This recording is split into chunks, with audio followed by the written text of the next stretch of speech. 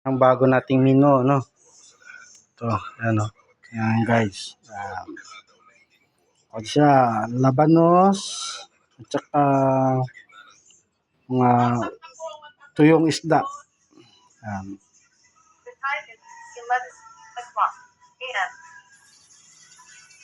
Yan guys. Yan yung ulam lang namin ngayong lunch.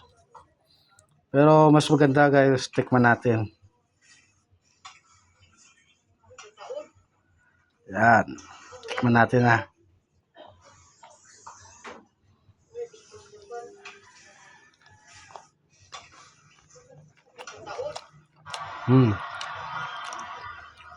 Okay lang yung lasa guys.